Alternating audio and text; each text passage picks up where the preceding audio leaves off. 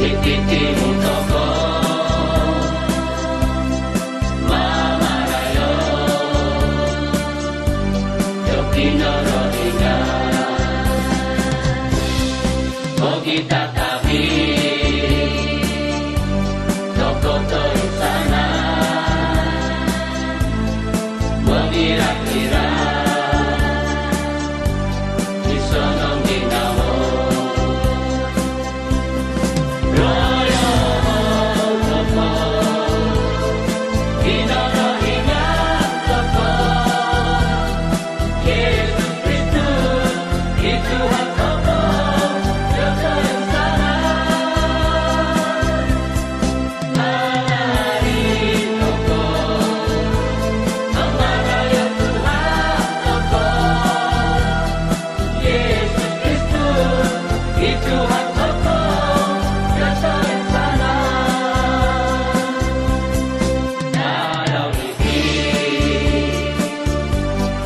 Titimu toko Mama Rayo Yoki Norodiga Mogita Tabi Toko Toyusana Mogira-kira Isonong Ginawo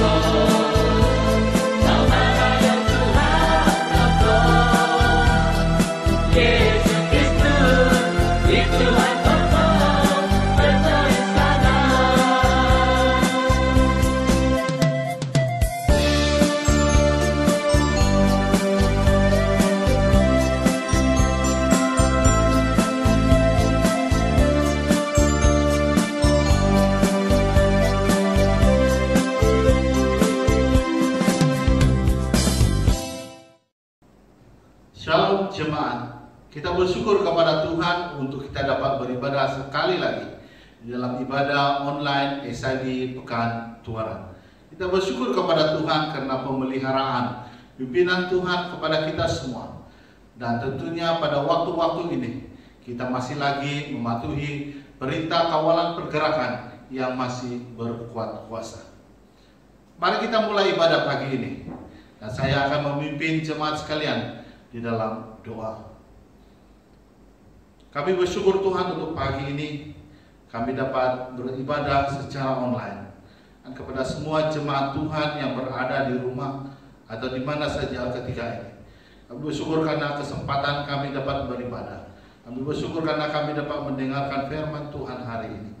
Biar setiap jemaat yang sedang menyaksikan atau mendengar ibadah ini, biar semuanya itu Tuhan pimpin mereka, memelihara mereka, serta memberkati mereka pada hari ini dan seterusnya.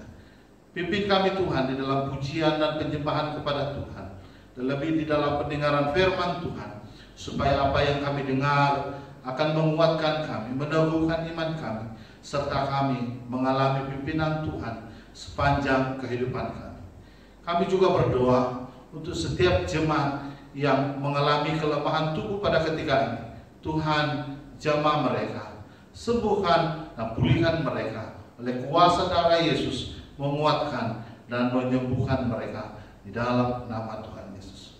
Kami bersyukur Tuhan, pimpin sepanjang ibadah kami, supaya apa yang kami lakukan adalah untuk memuliakan Engkau, dan di dalam nama Tuhan Yesus kami telah berdoa dan bersyukur semuanya.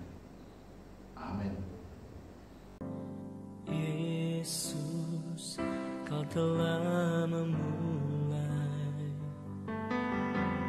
segala yang baik dalamku.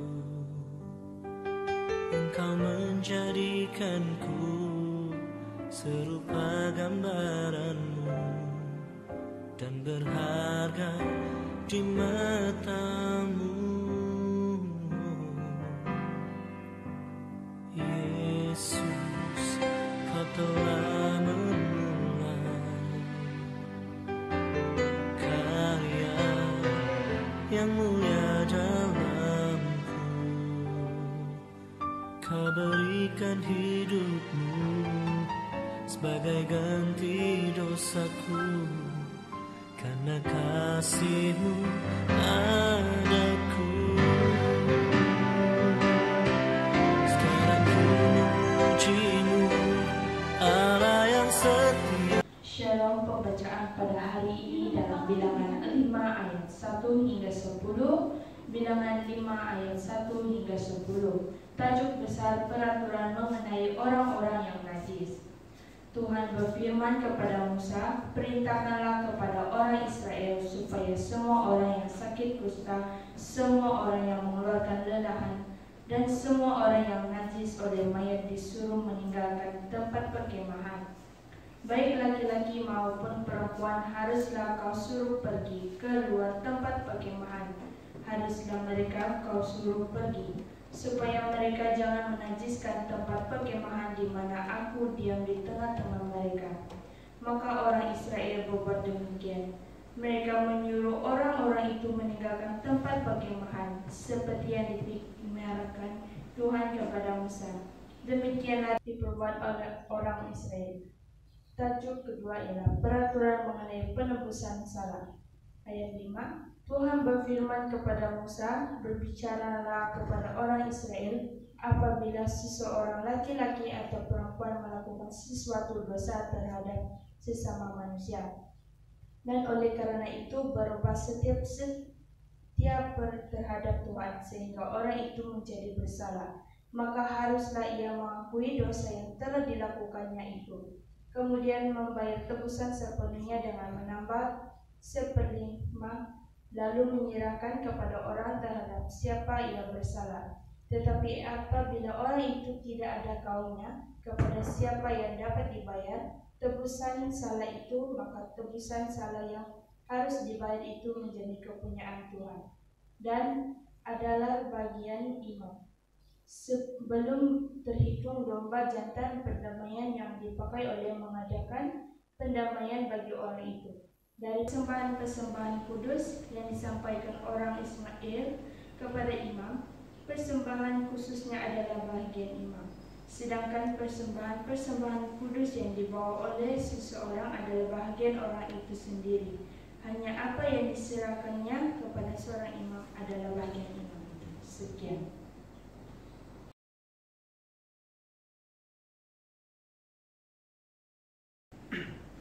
Shalom. Pembacaan kedua diambil dalam Perjanjian Baru, yaitu Yohanes 6 ayat 16 hingga 24. Saya ulang, Yohanes 6 ayat 16 hingga 24. Tajuk besar, Yesus berjalan di atas air. Dan ketika hari sudah mulai malam, murid-murid Yesus pergi ke danau lalu naik ke perahu dan menyeberang ke Kapernaum. Ketika hari sudah gelap, Yesus belum juga datang mendapatkan mereka, sedang laut bergelora karena angin kencang. Sesudah mereka mendayung kira-kira 2-3 mil jauhnya, mereka melihat Yesus berjalan di atas air mendekati perahu itu. Maka ketakutanlah mereka. Tetapi ia berkata kepada mereka, "Aku ini, jangan takut." Mereka mau menaikkan dia ke dalam perahu, dan seketika juga perahu itu sampai ke pantai yang mereka tujui.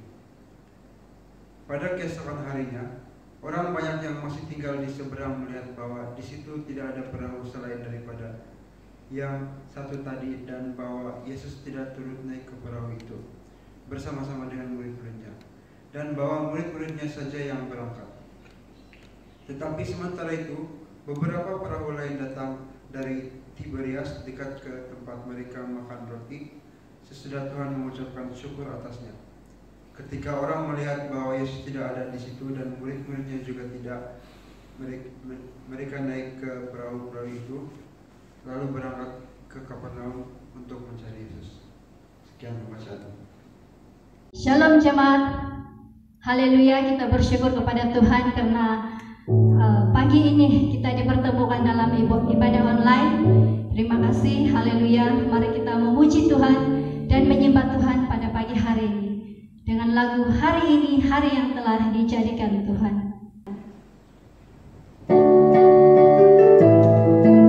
Mari kita bertepuk tangan untuk Tuhan kita, haleluya.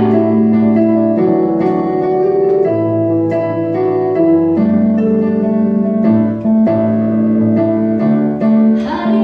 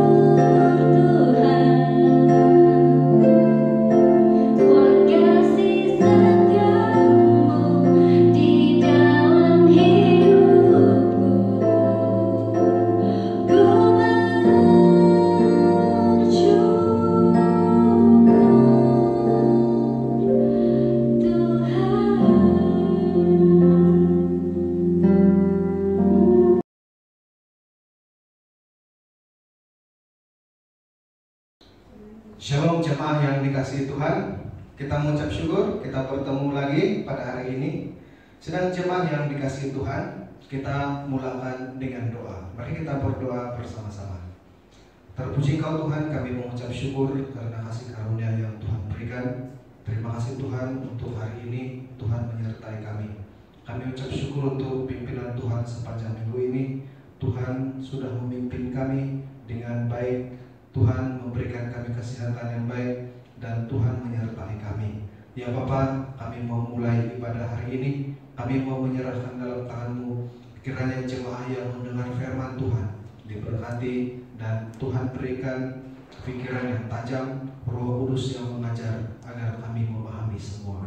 Terpuji Engkau Tuhan. Ini doa kami dalam nama Tuhan Yesus, Tuhan dan Juru Selamat kami yang hidup. Kami berdoa. Amin. Sedang jemaah yang dikasihi Tuhan, tema firman Tuhan pada hari ini ialah mengapa Yesus penting bagi saya. Mengapa Yesus penting bagi saya? Mari kita membuka Alkitab kita. Kita buka dalam Yohanes 1. Yohanes 1 ayat yang pertama sampai yang ke-12. Saya ulangi, Yohanes 1. Kita mulai ayat yang pertama sampai yang ke-12. Saya membaca di sini dalam terjemahan bahasa Indonesia. Tajuk besar di atas, firman yang telah menjadi manusia. Pada mulanya adalah firman. Firman itu bersama-sama dengan Allah dan firman itu adalah Allah. Ia pada mulanya bersama-sama dengan Allah. Segala sesuatu dijadikan oleh Dia, dan tanpa Dia tidak ada suatu pun yang telah jadi dari segala yang telah dijadikan. Dalam Dia ada hidup, dan hidup itu adalah terang manusia. Terang itu bercahaya di dalam kegelapan, dan kegelapan itu tidak menguasainya. Datanglah seorang yang diutus Allah, namanya Yohanes. Ia datang sebagai saksi untuk memberi kesaksian tentang terang itu, supaya oleh Dia semua orang menjadi percaya. Ia bukan terang itu, tetapi Ia harus memberi kesaksian tentang terang itu. Terang yang sesungguhnya, yang menerangi setiap orang, sedang datang ke dalam dunia. Ia telah ada di dalam dunia, dan dunia dijadikan oleh Dia, tetapi dunia tidak mengenalnya. Ia datang kepada milik kepunyaannya, tetapi orang-orang kepunyaannya itu tidak menerimanya. Tetapi semua orang yang menerimanya diberinya kuasa supaya menjadi anak-anak Allah, yaitu mereka yang percaya dalam namanya. Sidang jemaah yang dikasihi Tuhan, kita berbicara tentang mengapa Yesus begitu penting bagi saya. Pasti kita menemui dua jenis golongan orang percaya. Yang pertama itu adalah menjadi Kristen yang tidak acuh dan tidak acuh terhadap kekristenannya, tidak mengambil berat keperluannya, yaitu memerlukan Tuhan, hanya menjadi Kristen secara luaran. Dan golongan yang kedua itu adalah yang benar-benar merasakan perlunya Tuhan, benar-benar mau Tuhan menjadi Tuhan dan Raja karena merasa tidak mampu. Sedang jemaah, lalu kita berbicara mengapa Yesus penting bagi saya. Ini sebab ada beberapa perkara yang harus kita perhatikan, yaitu pertama-tama ketidakmampuan kita, ketidaktahuan kita, dan juga misteri kehidupan di dunia ini. Kita seperti anak kecil dalam alam yang penuh misteri dan pencerobohan ini. Tahap kemampuan kita terlalu kecil jika dibandingkan dengan misteri dunia ini. Jika dibandingkan kehidupan di dunia ini, maka siapalah kita? Tahap kemampuan kita tidak dapat menandingi kekuasaan alam. Tahap pengetahuan kita terlalu cetek, terlalu rendah, terlalu lemah untuk memikirkan jalan terbaik dalam kehidupan kita. Yang pasti kita kita punya peluang ataupun kita boleh memilih jalan kita sendiri. Kita boleh menentukan jalan kita, tetapi itu hanya sebatas menentukan rancangan. Seterusnya, bagaimana untuk seterusnya itu bukan terpulang pada kita, tetapi terpulang kepada Sang Penguasa yang mengatur kita. Dan bahkan rancangan kita digagalkan, boleh digagalkan oleh keadaan-keadaan tertentu dan juga di luar daripada kekuasaan alam.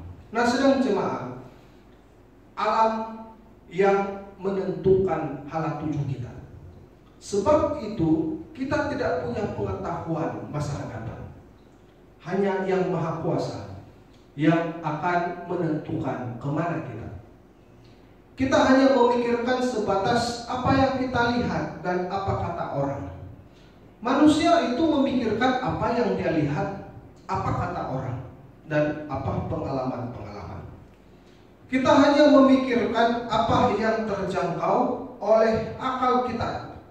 Hakikatnya terlalu banyak dan tidak terhitung perkara yang kita belum tahu karena kita bukan Maha Tahu.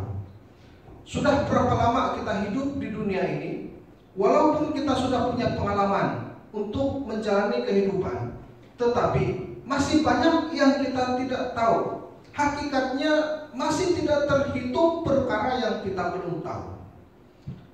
Sedang jemaah, kenapa Yesus begitu penting bagi saya, bagi kita? Kita tidak mampu mengubah perkara-perkara yang mendatang. Iyalah kan kita tidak ada kuasa. Kita tidak mampu mengubah apa yang akan datang kepada kita. Setiap saat banyak perkara-perkara yang menanti kita, walaupun kita tidak mengundangnya, tetapi perkara-perkara itu datang kepada kita. Seperti pepatah, datangnya itu tidak diundang. Sehingga terciptalah mitos dan filosofi takdir. Saudara, setiap saat banyak perkara yang menanti kita. Ini yang menimbulkan mitos, terciptanya mitos dan filosofi takdir, ketentuan atau suratan. Mendefinisikan sesuatu yang mendatang, sudah ada ketentuan yang tidak boleh diubah. Kebanyakan orang percaya kepada takdir. Oh, beginilah kehidupan saya ini. Oh, beginilah saya sampai akhirnya ini. Oh, satu hari nanti pastilah saya begini. Karena manusia itu dia tidak tahu hanya sebatas untuk merancang, tetapi dia tidak tahu perkara-perkara yang menanti di hadapan. Manusia mulai berpikir, oh itu takdir saya. Sedang jemaah yang dikasihi Tuhan, mengapa Yesus begitu penting bagi saya? Karena kita tidak ada kuasa memindahkan gunung kemustahilan. Mustahil itu umpama gunung yang tinggi. Kita tidak ada kuasa memindahkan gunung kemustahilan ini. Dalam hidup kita ini, setiap saat pasti ada kemustahilan. Dunia ini tidak diciptakan menurut ukuran kekuatan manusia, tetapi dunia ini diciptakan bersama-sama dengan misterinya sendiri, melampaui kekuatan kita, sehingga manusia tidak mempengaruhinya. Justru dunia inilah yang mempengaruhi saya dan saudara, menjadikan banyak perkara yang mustahil. Kita tidak mampu menghadapinya sendirian. Kita tidak kuat. Kita harus menghadapinya bersama-sama dengan sosok tubuh yang tidak pernah takluk dengan kemustahilan. Semuanya boleh, semuanya mungkin. Sosok tubuh yang dimaksudkan itu adalah Yang Maha Kuasa, Tuhan semesta alam. Sedang jemaah, ada satu perkara yang harus kita ketahui juga. Ada satu perkara yang harus kita dengar juga. Mengapa Yesus begitu penting bagi saya? Saya rasa bersalah jika tidak memberitahu ini. Tetapi sebagai pastor, saya berpikir ini sangat penting, yaitu mengenai akhir atau tujuan hidup saya dan saudara, mengenai kematian saya dan saudara. Sedang jemaah, bersama Yesus kita mengerjakan keselamatan kita. Bumi ini bukan rumah kita. Satu hari nanti akan ada perjumpaan untuk terakhir kalinya. Oleh itu, jangan pedulikan jasadmu yang akan hancur. Satu hari nanti, sanak saudaramu atau petugas mengurus jenazah akan melaksanakan kewajiban mereka. Itulah akhir hidup kita. Dan kita sudah tidak punya apa-apa kekuatan. Kita tidak ada apa-apa daya. Tubuh kita kaku dan menjadi keras. Sedang jemaah yang dikasihi Tuhan, satu hari nanti para petugas yang melaksanakan kewajiban mereka di akhir setelah kita dipanggil Tuhan akan menyuntik tubuhmu dengan formalin agar jasadmu tidak berbau engkau sampai engkau dikuburkan. Mereka akan melucuti pakaianmu, mereka akan memandikanmu, mereka akan merias, mereka akan menggalikan lubang lahatmu, menyiapkan tempat meletakkan tubuhmu, mengeluarkanmu dari rumahmu, mengangkatmu di atas bahu mereka, mengangkatmu dan mengantarmu ke tempat tinggal yang baru, pembakaran yang dalam sejam tubuh kita menjadi debu. Orang-orang akan berdatangan merawat dan mengurus jenazah kita. Bahkan banyak yang meninggalkan pekerjaannya demi untuk penguburan kita. Segala harta akan segera diuruskan dan berpindah tangan. Kunci-kunci kereta dan rumah kita, pakaian, buku-buku, handphone yang selama ini menemani dimanapun kita berada, kasut mahal kita, uang, dokumen-dokumen berharga, alat-alat soleh, semua itu yang menjadi kepunyaanmu, mereka akan uruskan untuk diberi kepada orang lain. Jika keluarga kita baik, mereka akan menyedekahkan agar bermanfaat bagi orang lain. Ingat, ketahuilah dan yakinlah bahwa dunia tidak akan pernah bersedih karena kematian kita. Alam semesta tidak akan berduka atas kepergian kita. Segala sesuatu akan berjalan seperti biasa dan tidak akan berubah dengan perpisahan kita.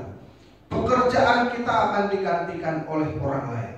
Segala harta kita yang sudah dikumpulkan sepanjang hidup kita, sehingga kita mengorbankan seluruh waktu kita untuk mencari harta, bahkan kita mengorbankan kesehatan kita, bahkan kita mengorbankan istri, anak, dan sahabat keluarga kita hanya karena harta, dan bahkan kita melakukan dosa hanya karena harta, bahkan kita menjadi musuh kepada orang lain atau memusuhi orang lain sebab mengumpulkan harta. Maka pada waktu itu harta yang kita kumpulkan sepanjang hidup akan bertukar tangan secara halal kepada ahli waris kita.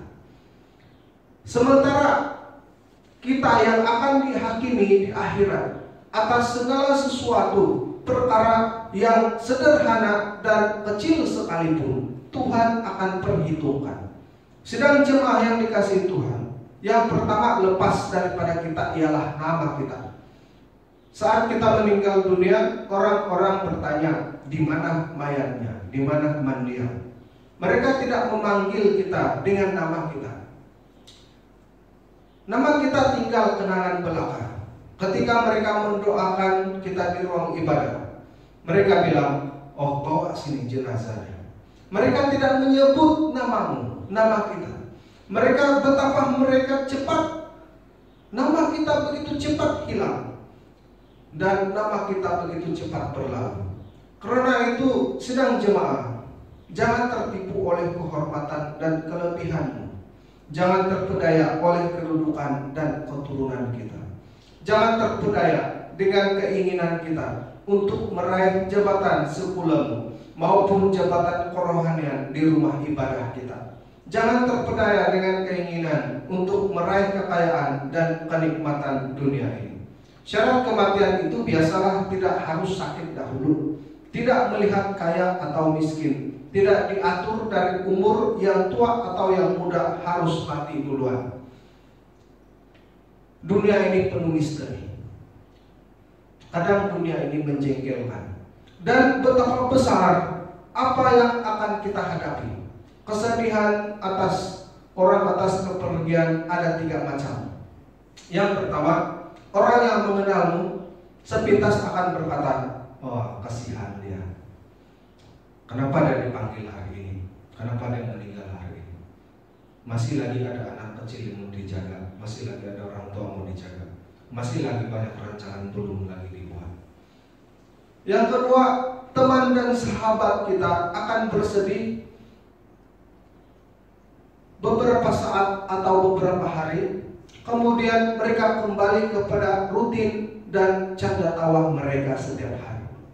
Yang ketiga, kesedihan mendalam di rumah keluargamu akan kepergianmu 1 atau 2 bulan atau hingga 1 tahun. Kemudian mereka akan meletakkan kita dalam album kenangan. Demikian kisahmu di antara manusia yang berakhir. Anda hanya tinggal album kenangan.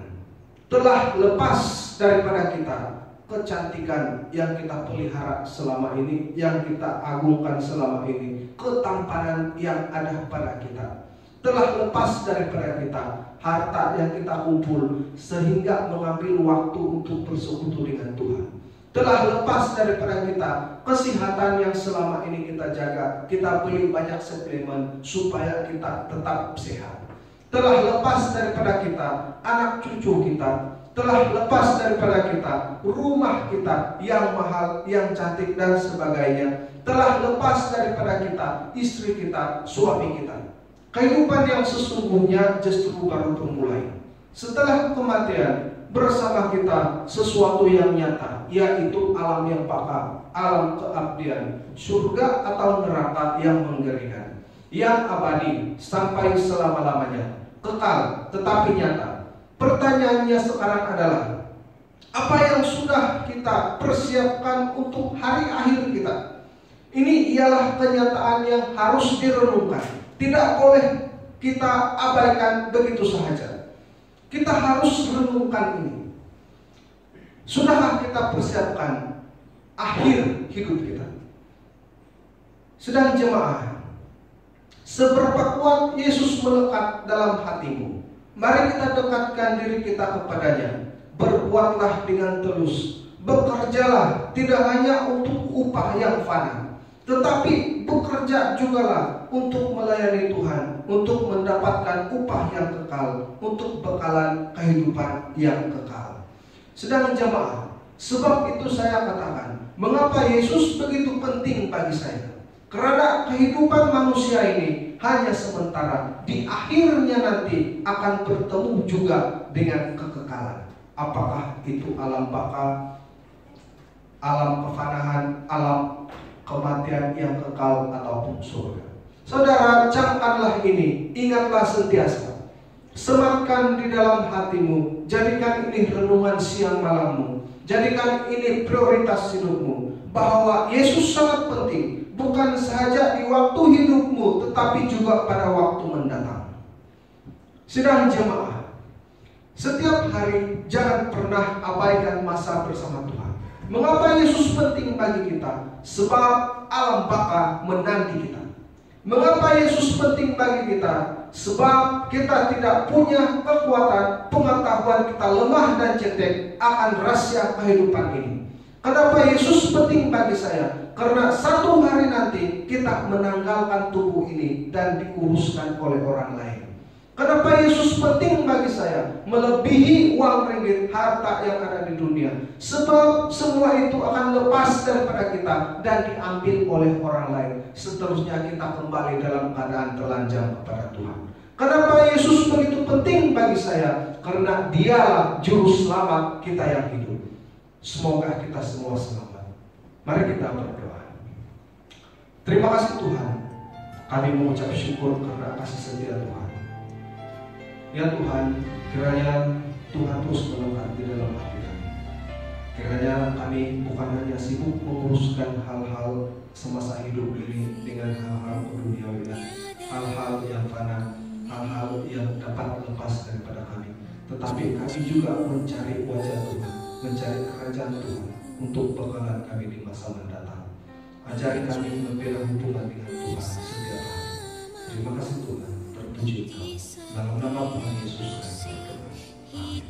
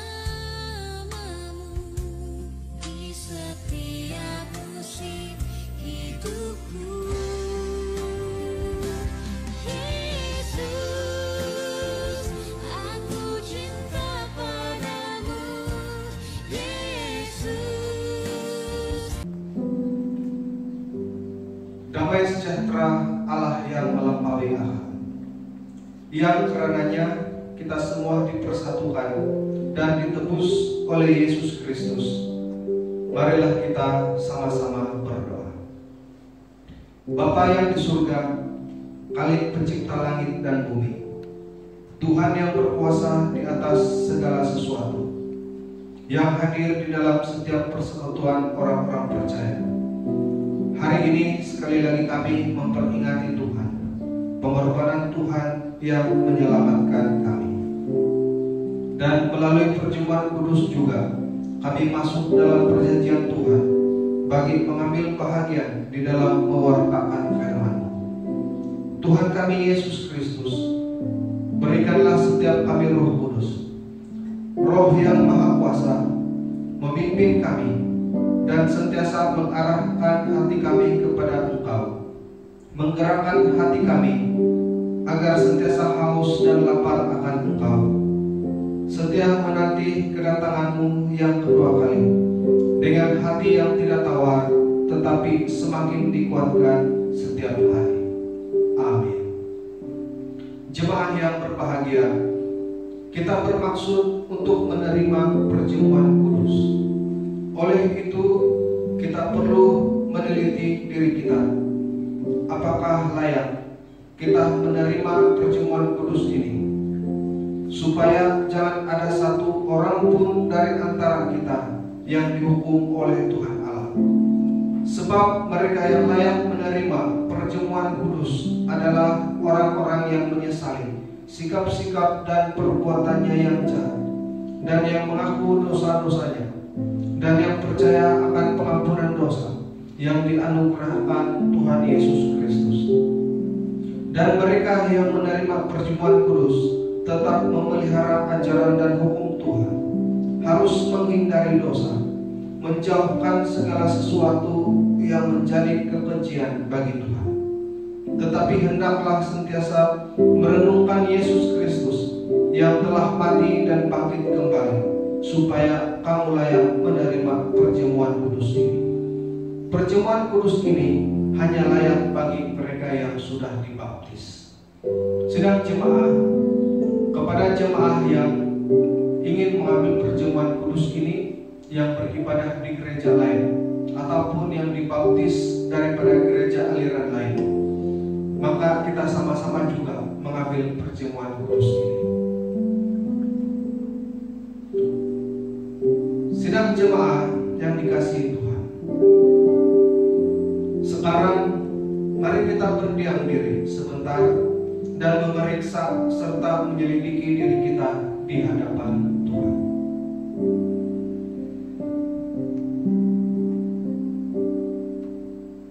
Allah Bapa yang Maha Kuasa, Allah yang telah menciptakan segala sesuatu, Allah yang mengasihi dan Allah yang kudus. Saat ini kami mengakui keterbatasan kami, mengakui dosa-dosa kami, dan memohon pengampunan daripada Tuhan. Bapa kami yang di surga, Tuhan kami Yesus Kristus, suci dan kuduskanlah kami, agar kami layak mengambil bahagian di dalam sakramen perjamuan kudus-Mu. Di dalam nama Allah Bapa, Anak dan Roh Kudus kami berdoa. Amin. Sedang jemaah, sila persiapkan roti, dan saya minta ketua keluarga untuk mempersiapkan roti dan membagikan roti dan anggur kepada semua anggota keluarga.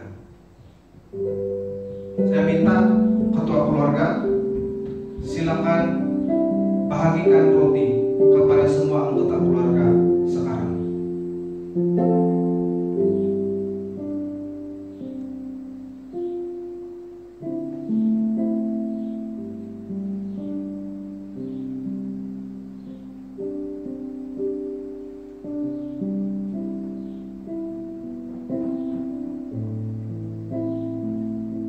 Mari kita mengangkat roti bersama-sama. Pada malam waktu ia diserahkan, mengambil roti, dan sesudah itu ia mengucap syukur atasnya. Ia memecah-mecahkannya dan berkata, inilah tubuhku yang diserahkan bagi kamu. Perbuatlah ini menjadi peringatan akan aku. Jemaah yang dikasihi Tuhan, mari kita makan roti ini bersama-sama.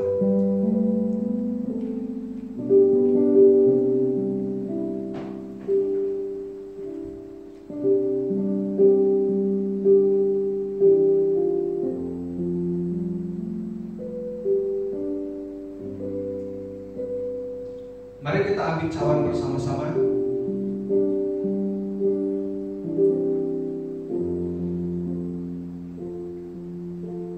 Demikian juga ia mengambil cawan sesudah makan lalu berkata, cawan ini adalah perjanjian baru yang dimeteraikan oleh darahku. Perbuatlah ini setiap kali kamu meminumnya menjadi peringatan akan aku. Jemaah yang berbahagia, mari kita minum air anggur ini bersama-sama.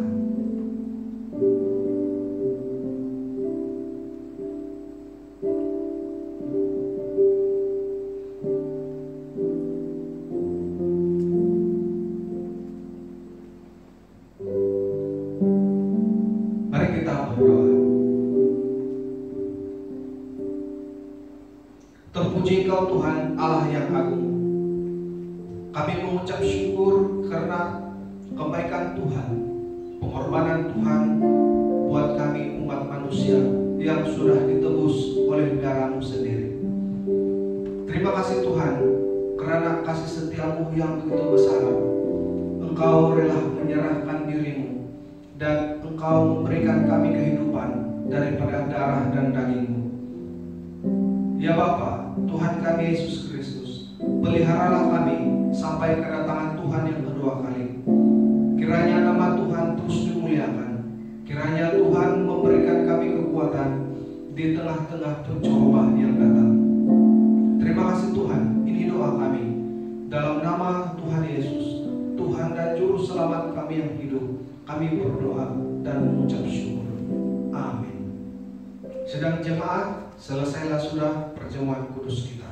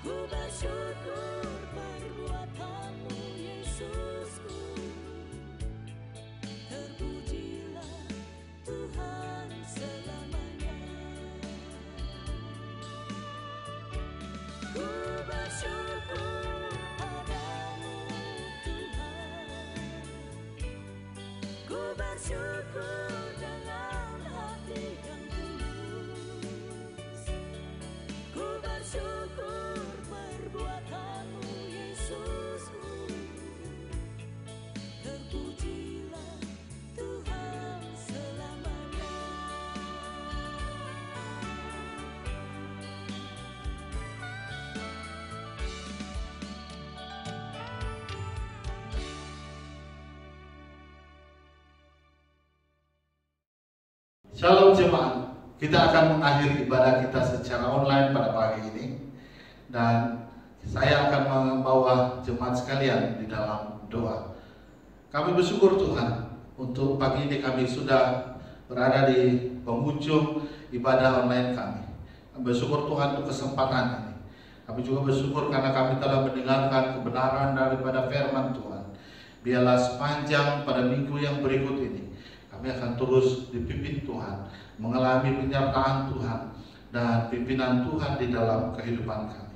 Kami juga berdoa untuk setiap usaha, pekerjaan, dan apapun yang dilakukan oleh jemaat kami. Mereka akan dipimpin dan disertai Tuhan, dan ajari mereka Tuhan untuk sentiasa bersyukur kepada Tuhan.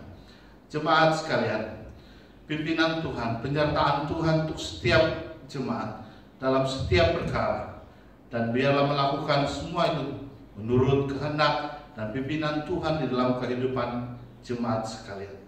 Kami berdoa dan kami mengucapkan syukur semua ini di dalam nama Tuhan Yesus. Kami telah berdoa. Amin.